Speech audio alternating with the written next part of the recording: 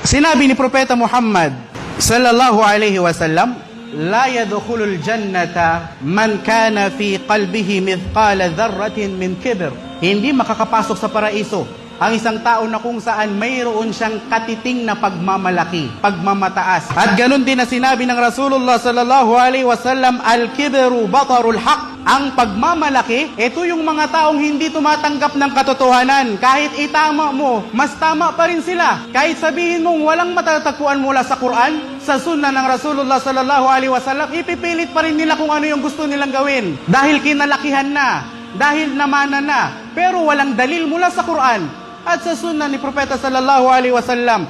Kaya kabilang sa pagmamalaki ay yaong tao na kung saan hindi tumatanggap ng katotohanan, hindi tumatanggap ng payo. At sinabi ng Rasulullah sallallahu alaihi wasallam, wa ghamtun nas, ang mga taong nagmamalaki, ito yung mga taong minamaliit nila yung ibang